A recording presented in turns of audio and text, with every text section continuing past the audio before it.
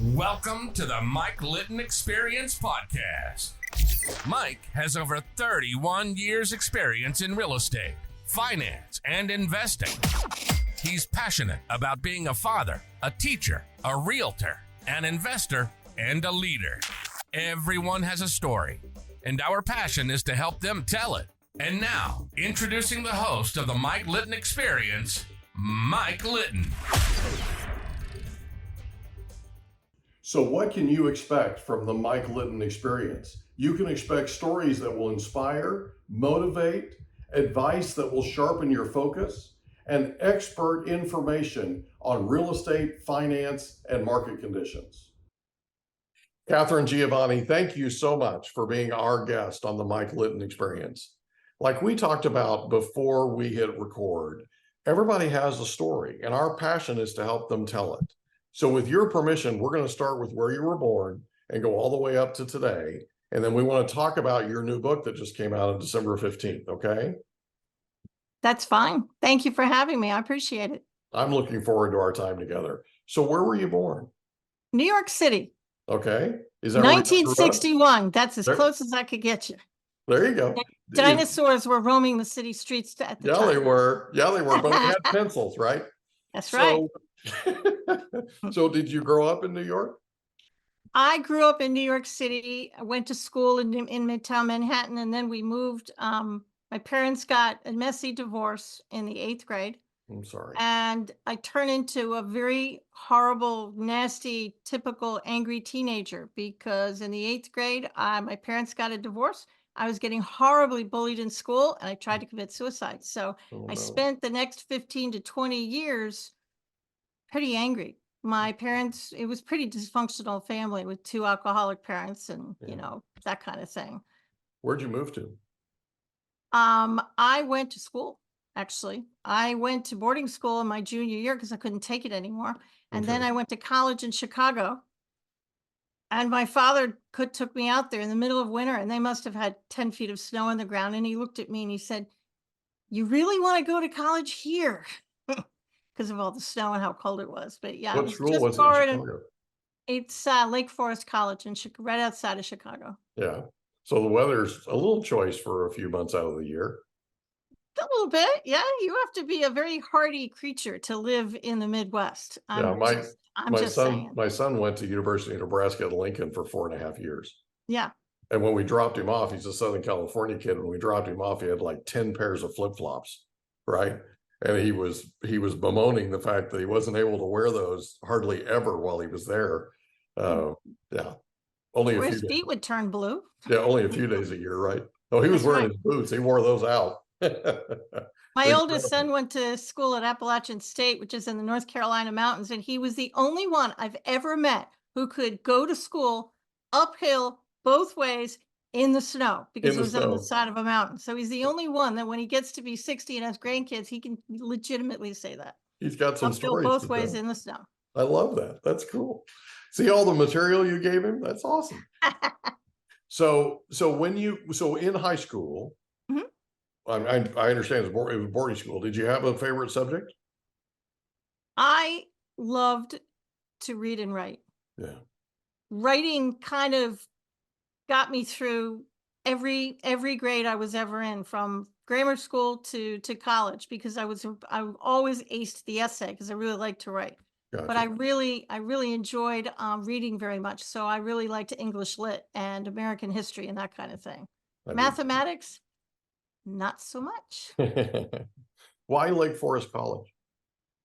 It was far enough from my parents that I could get away, but close enough that I could get home in a couple of hours by flight. Gotcha. So in your childhood, who was the most influential person to you? Grandma Tori. There you go. Why? Grandma Tori. Grandma Tori was my nanny from the time I was 5 months old, and she stayed until I went to boarding school. Yeah. And I lived with 2 alcoholic parents, and it was ugly, and they were fighting all the time. And if it wasn't for Grandma Tori getting me out to the park every day and letting me sit in the kitchen while the rafters, I would probably not be the person I am today. Yeah. So she was your island of sanity, it sounds like. Yes, she was. Awesome. She got me out of the house a lot.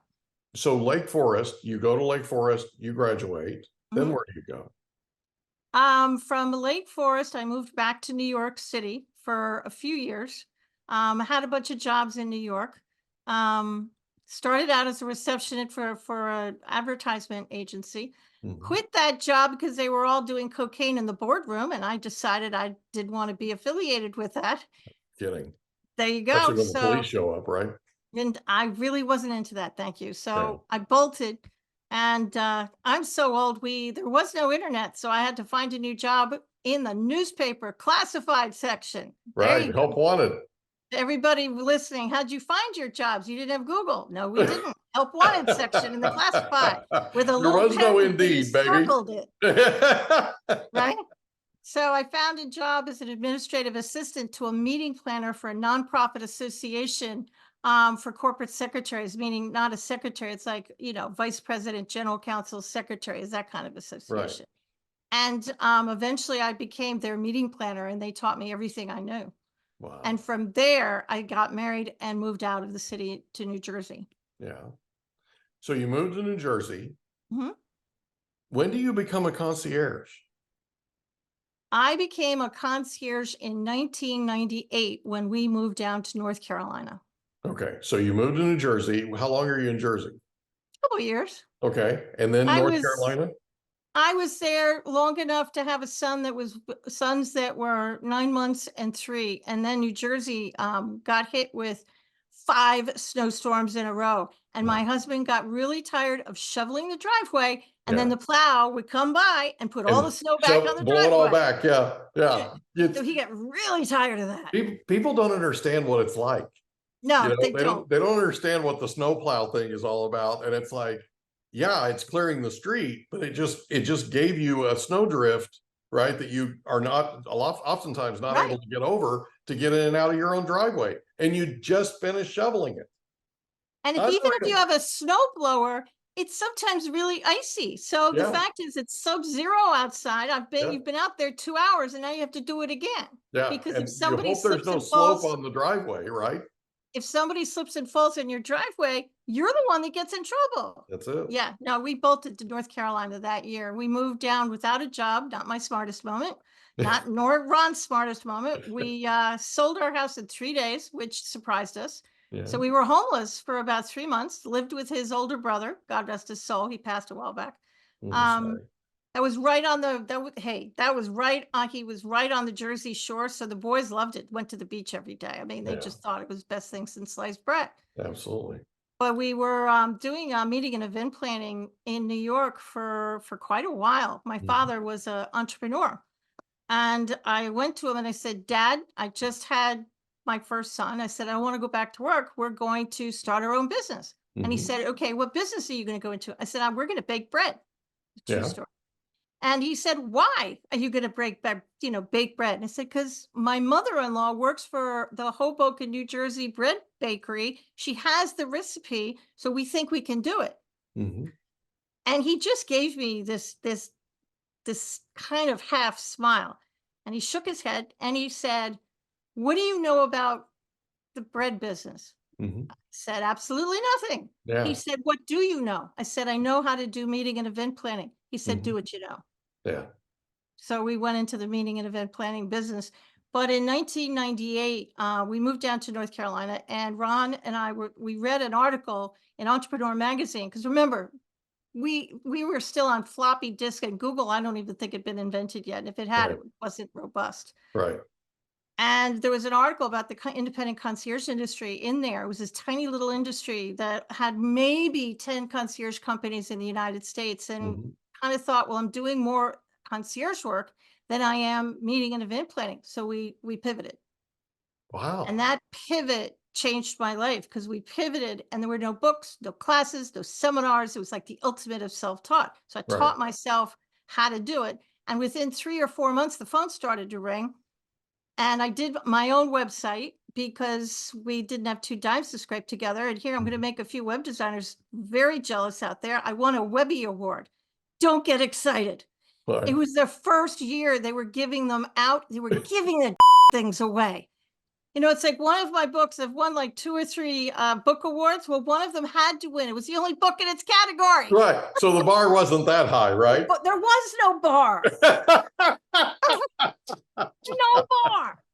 Oh, you're So- such a pioneer. I love it. So I created the website because and I read the Microsoft Word help file and figured out how to do it. That's true.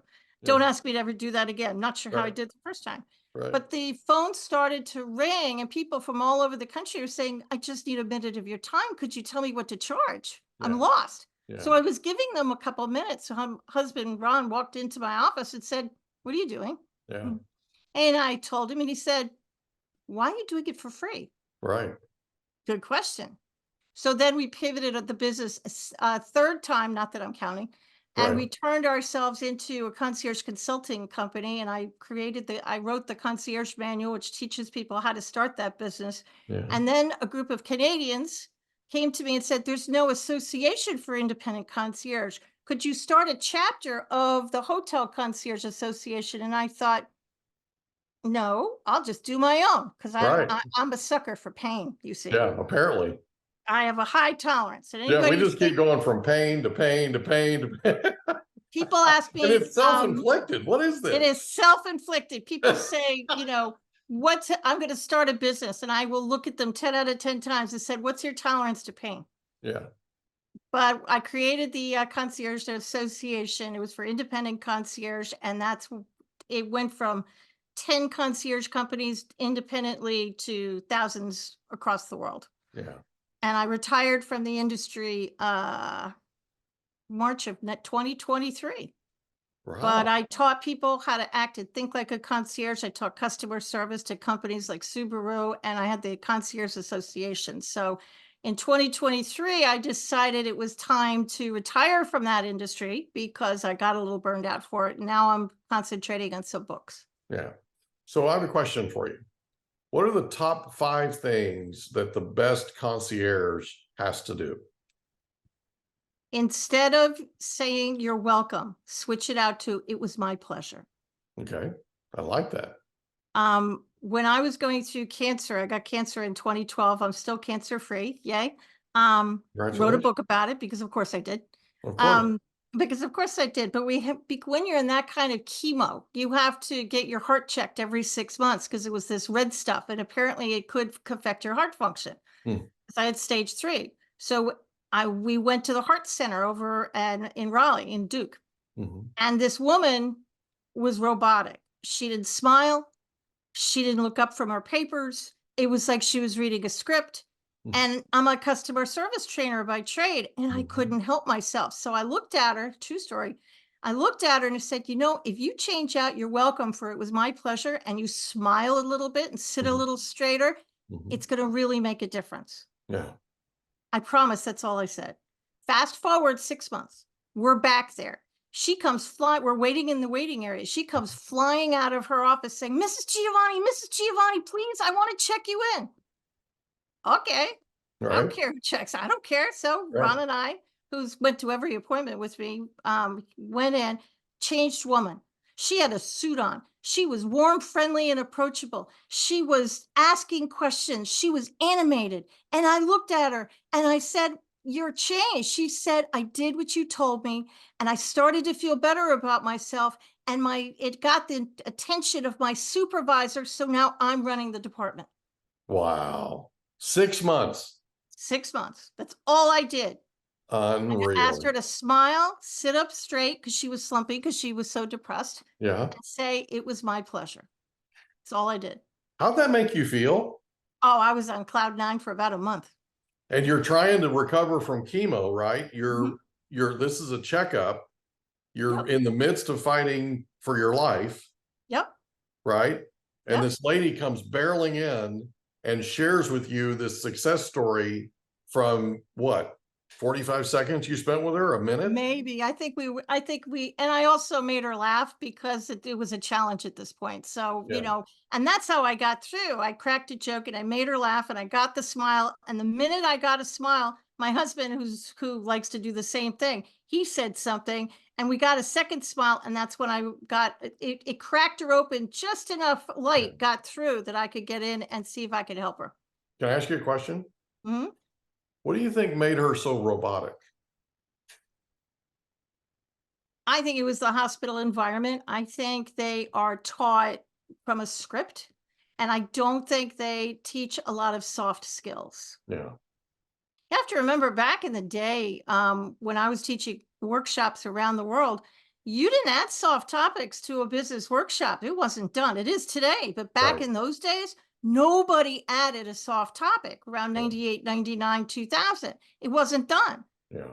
But I can't teach you to be warm, friendly, and approachable if you're angry all the time, Yeah. because the Or you anger is appear gonna that way, right? yeah, the anger is gonna bleed through your body language whether you want it to or not. So Yeah. unless you're a really good Oscar-winning actor or actress, you're not gonna be able to do it. So I started to add forgiveness to my workshops, and I started to add gratitude, and I started to say, "Smile, think positively," all of these things, Mhm. and it worked.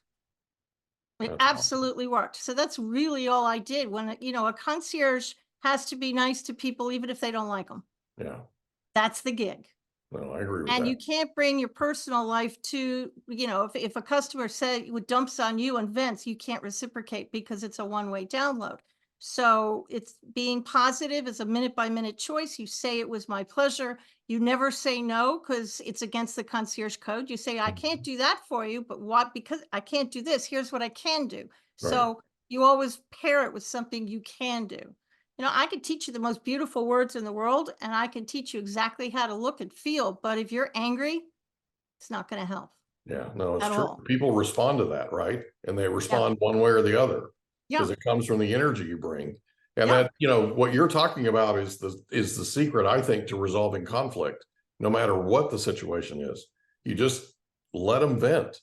You Yeah. just let That's all them they want. talk, right? Yeah. And Oh, then they'll say 100%. something like, "What do you have to say for yourself?" And you just say, "I'm really sorry you feel that way." I can only imagine the pain that you're going through. I just can't imagine it. And I say that to everybody. I would even say it to I even said it to my brother when our mother died. Yeah. Why? Because every relationship is unique. Yeah. I had a different relationship than he did. So I don't understand what he's going through. I have an idea, but I don't understand it. So even if I'm talking to somebody with stage 3 triple positive breast cancer and went through the exact same protocol I did, I still would look at them and say, "I can only imagine how hard this has been for you." Yeah.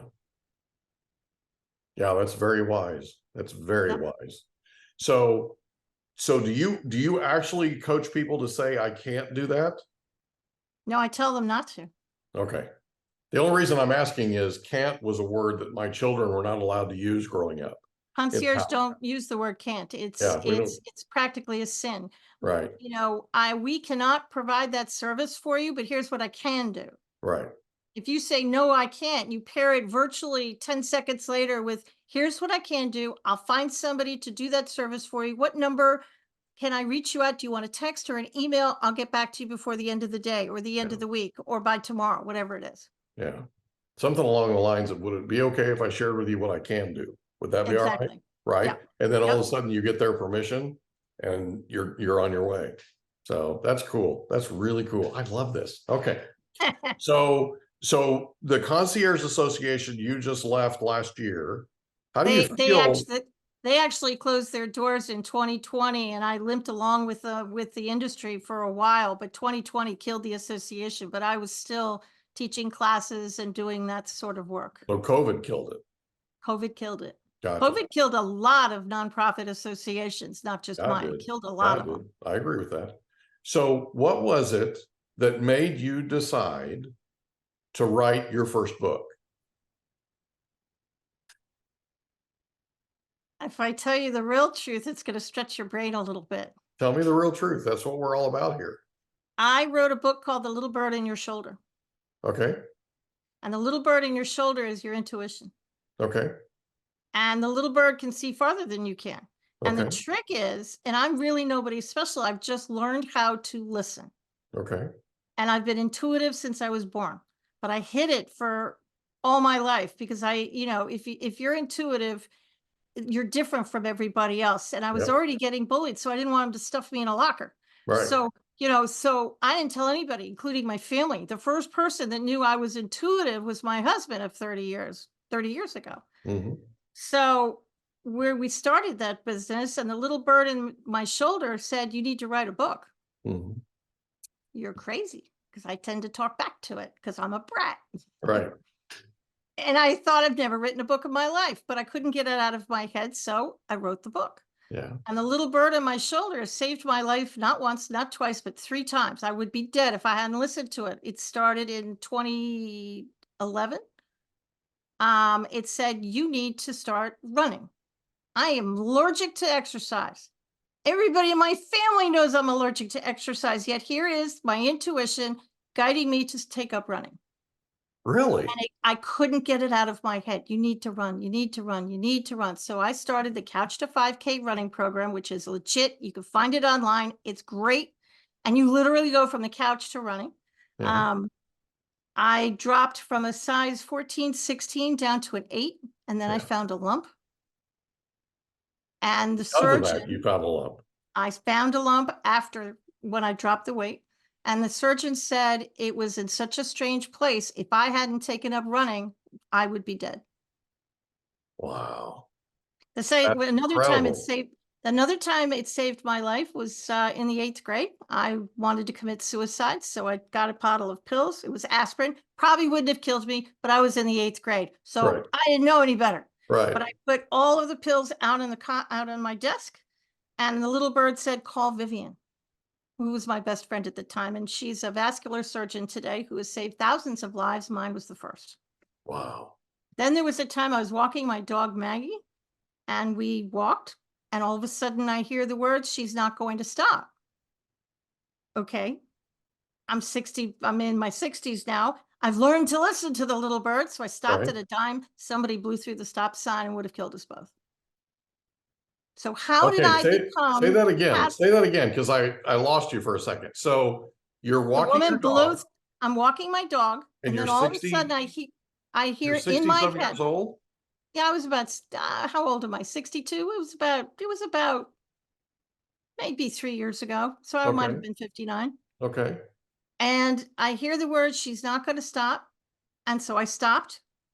And I actually had already started to walk across the street, but I stopped and somebody blew through the stop sign and would have killed us both Wow. if I hadn't stopped. Yeah. So the little bird is your intuition. You can see things, feel things, know things, and sometimes you can hear things. And most people hear this voice, if you will, when they're in crisis or they're about to crash their car and something just says, "You turn your wheel." That happened to a Right. friend of mine.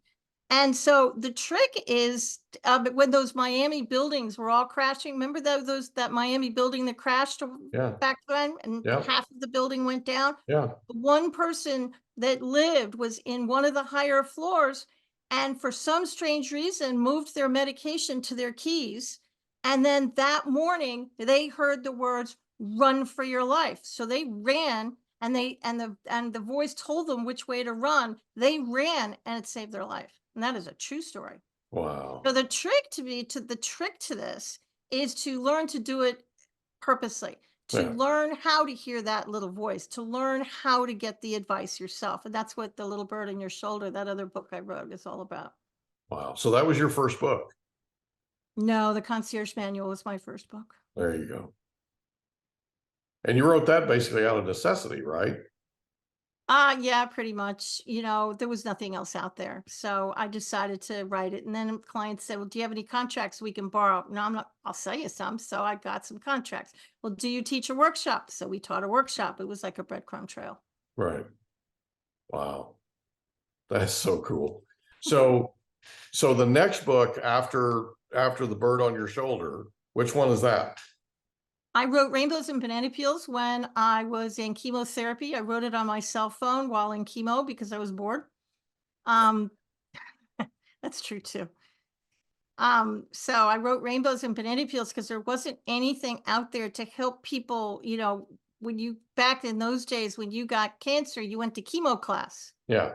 Chemo class. And the woman was this nurse ratchet of the person was standing in the front of the room, and she was telling me all these horrible things that was going to go wrong, and one thing after another. And my brain snapped. And afterwards, I walked up to her and I said, I'm not going to get all those side effects. And she's Southern because I live in the South. She said, honey, you're going to get most of them. I looked at her and I said, no, I'm not. Fast forward 1 year.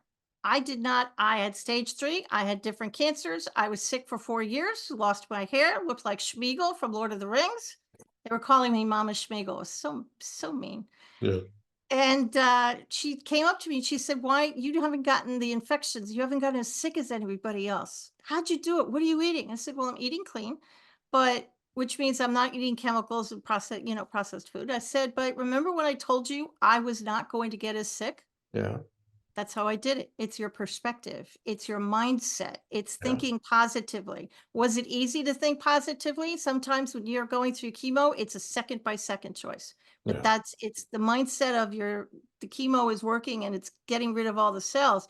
It's a positive mindset that will often help you through. Yeah. And your body takes cues from your mind. Sure it does. It's that simple, right? So you write that book and it's rainbows and banana fields. Rainbows and banana peels, because that's what it is. Oh, rainbows and banana peels. I got You're you. on a rainbow, you're going through, you've got a great marriage, you got a great job, everything's good, but rainbows are slippery and you slide off the thing and you slip on a banana peel. And then if you're very unlucky, you'll get into a field of banana peels, and those really suck because it's really hard to get out of them and you need somebody to help you out. That's Right. why I named it that. Hard to get on your feet when you're in an area of banana peels. Yep. So you write that book. Mm-hmm. Then what's your next book? I wrote Going Above and Beyond, which is a customer service book. It's out of print. It's someday I'm gonna rewrite the book, but it's called Going Above and Beyond, and that is all about good customer service and how to provide it. I'd love for you to rewrite that one. I actually have it on my to-do list. It's one of the I'm gonna put out a second edition at some point. You need to. It's needed out there. Trust me. There's some people I would give it to. Okay. So your next book. The Little Bird in Your Shoulder. Okay. Because everybody thinks that when they need spiritual help or guidance, they need to go to their minister. They want to go to a tarot reader. They want to get their horoscope. They want to get their palm read. They say, I have no direction. And quite frankly, every answer you're searching for is already inside of you. Yeah. And no disrespect to everybody out there, but everything they can do, you can do. Yeah. So everybody hears their intuition in one of 4 ways. You hear it, you see it, you know it, or you could just sense it. How many people out there have walked into a room and it just feels off? Yeah. I mean, just off. And you walk out of the room and something bad happens, or you're interviewing somebody and they look great, they're saying the right things, their resume is on point, but something just doesn't feel right. Yeah. Hair standing up on the back of your neck. Mm-hmm. Yeah. I've had those instances before. Yep. Well, it let them go. Yeah. How many times have you been, how many times have been, this is mostly for women, no disrespect, but it is what it is. How many times have the women out there been sick and nobody believes them? Yeah. And you push and you push and you push and you go to doctor and you insist, and sure enough, they find something. Yeah. That's the little bird on your shoulder. Trust it. It will not lead you wrong. And there's some exercises and stuff in the book that helps people figure out how to get in touch with that little bird. And you can call the little bird anything you want. You can call it God. You can call it Jesus. You can call it your intuition, which is what I call it. You can call it inner guidance. You could call it Tom, Dick, Harry, or Fred. Don't care. Right. Call it whatever you want. Yeah. But everybody can do it. Oh, I'm with you. And it's a skill. It's an absolute skill. Yeah, that's how I got to where I am today. And I would give messages to people, but I was hiding it. So when I got a message from the angels or from my higher self for somebody I was speaking to in business, I'd flip the language. Yeah. And I'd say something like, have you ever thought about, what would be cool? It would be cool if you did whatever. Right. I'd say, how could you possibly know that? And I'd smile and say, well, years of experience, or just a hunch. Was it a hunch? I heard it. Yeah. Well, and the difference is you listen. Yeah. right? I'm really not that Most, smart. I'm just a really good listener. a lot of people don't listen. A lot of people just discount it and they move on, right? Well, it's And that still quiet voice, that's probably one it's of the the, worst things you can do is ignore it and move on. So yep. your current book that was released December 15th, let's talk about that for a second. Show it to everybody. Well, it's going to be backwards, but it's called There you it's be The called Ultimate the Path to Ultimate Forgiveness. Path to Forgiveness. So why did you write that book? I wrote that book because the world is an angry place. Yeah, it is. And when my mother got sober the last 3 years of her life, and we got to know each other, we forgave each other, and we became closer than sisters. And then she died of cancer, breast cancer, at the age of 58. Hmm. And I realized I couldn't go through the rest of my life angry at the world because it wasn't going to serve me. I always thought there's better, bigger things out for me. And if I don't start paying attention, none of it's going to happen. Right. So I started to forgive people. This was around 1990, 1991. And I kind of kept doing it around, I want to say 2004, 2005, something like that. I decided, okay, I'm going to come up with kind of a system where I can forgive people. And my system, you don't have to jump on one foot. You don't need any, you don't need to smoke anything. You don't need to burn incense. You don't have to jump around in one foot. There's No nothing you have to chanting? do. You don't need a crystal. I sat in the middle of my bed, put my hand in my heart because I wanted to remind myself to speak from my heart. And I said, I forgive you. Yeah. That's it. Yeah. I have more to tell you after that. There's more than just I forgive, but back then that's all I knew. Yeah. And so I forgave a friend of mine in grammar school. Couldn't remember why I forgave this person. I didn't even know why I was mad at her. So I forgave her. 2 hours later, and this is a true story. 2 hours later, she calls me up on the phone. I hadn't spoken to her in over 30 years. Wow. And I said to her, and my method is not like Alcoholics Anonymous. You don't have to contact anybody if you don't want to. Forgiveness is personal. It's selfish. You do it for you. Yeah. But I did get curious. And I said, after all these years, why did you choose today of all days to call me? She said it was a thing. 2 hours, 2 hours ago, and that's exactly when I was saying, I forgive you. A figurine you gave me back in school flew off my shelf and landed in the middle of my bedroom. And I decided to give you a call. Oh my God. So we got something here. Yeah, we got something here. It So flew many off the shelf. flew off the shelf all by himself. Oh my goodness gracious. You weirded out yet? I love this. No, I love it. I love it. This is one of the coolest things ever. Well, the ultimate path to forgiveness is everybody is taught you need to forgive. Absolutely everybody. Everybody says it from the time you're born. You need to forgive that person, but nobody teaches you how to forgive. Right. I agree with that. And you forgive somebody, and I can't tell you how many people are saying, but Katharine, I did forgive them. They don't stay forgiven. Some people have a nasty habit of coming back and you get mad at them again. Yeah. So how do you forgive somebody and make them stay forgiven? Right. And that's what the book is about. The book is about you get a list of people, places, and things. And I want you to list them, everything, whatever comes to your mind. And what people don't understand is you can forgive places and things. I forgave 1974. I did. I forgave the entire year all at once because that was when I was in the 8th grade and I was getting bullied. My parents were divorced. I mean, it was I had committed suicide. I mean, it was a horrible year. I forgave my childhood home. I forgave I forgave that grammar school, forgave the bullies. So get a list of 1 to 10. Now, when I say forgiveness, most of the people listening to this broadcast have turned their ears off because they don't want to forgive. Yeah. Why? You're thinking of your number 10 person. Yeah. You label your list from 1 being the least and 10 being the most. Right now, everybody is thinking of their number 10. So of course you don't want to forgive because your number 10s are unforgivable. I'm the only one who's going to tell you, you don't have to forgive the unforgivable. Let me say it again for those in the back.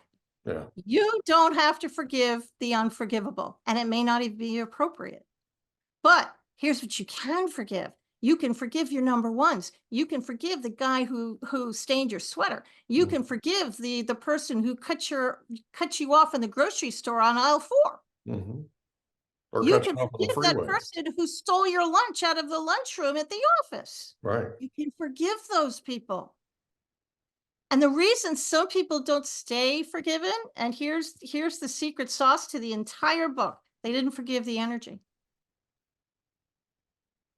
Albert Einstein proved that energy is neither created nor destroyed. It just changes form. And when you get angry, you think your words and emotions go out and they go all the way into the clouds and they dissipate and leave.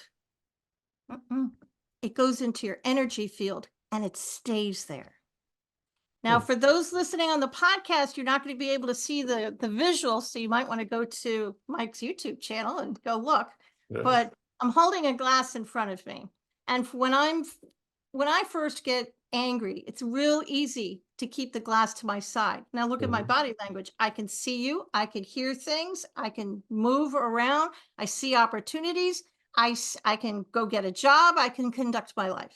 The longer I hold on to this anger, the more my arm's going to hurt, and it's going to start affecting the rest of my body, to the point where now I have both hands holding up my anger. Now I can't see as much, can I? Because I've got both hands holding on to the glass, but I can still kind of sort of conduct my life.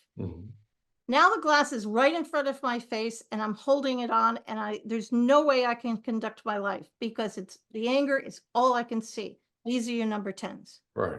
The trick is put down the glass. How do you do that? You put down the glass through forgiveness. You forgive the people you've rated 1, 2, 3, and 4.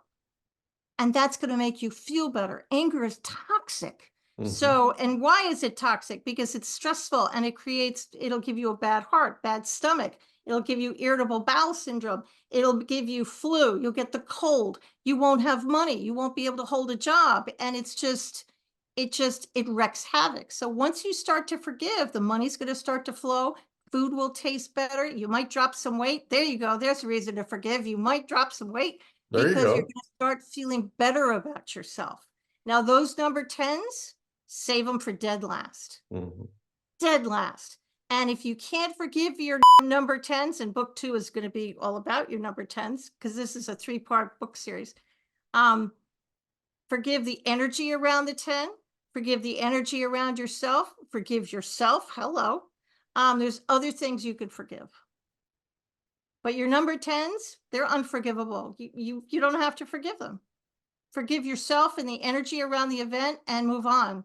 Forgive what you can and move on. But don't do them till last, because you're not going to be able to forgive your number 10 right away. That's why you made them a 10. Yeah. So just like anything else in life, right? You have to work your way up to that. Right. Baby steps. Yeah. It's a little bit at a time, a little bit at a time, a little bit at a time. You're kind of chipping away at it. Yeah. And then, somebody will look at me and say, well, I did the exercise, but it didn't work. It worked all right. But anger is an onion. And what happened is you forgave the first layer. There's a bunch of other layers underneath it. So just keep going. How do I know when I've completely forgiven somebody? When I could look at their name and not get angry, that's when I know. When their name causes nothing in me. Or I look at a childhood friend and I see they're having a bad time and I don't get secretly happy that they're having a bad time. That's a bad human thing. I shouldn't do that. Right. But we all do it. You see the guy who bullied you in school and they're going through a divorce and you're thinking, well, you probably deserved that. Right. Not a very nice thing to say, but not a very nice thing to think, does. even, or to feel. Yeah. Probably not the most productive way to look at it, but how many people have said couldn't have happened to a nicer guy, right? Yeah, exactly. Right. Exactly. That's what they're doing, but these are the people you could kind of forgive that about yourself. Wow. I am so glad that we had our time together. It was so great to meet you. I have learned so much. My brain hurts. So the ultimate guide to forgiveness, people need to go out and get it today. We'll put a link to your website. It's katharinegiovanni.com. We'll put a link to your website on your description. And I just cannot thank you enough for spending time with us today. This has just been awesome. I was looking forward to this. I was super excited about it. And now I'm even more excited that we had our time together.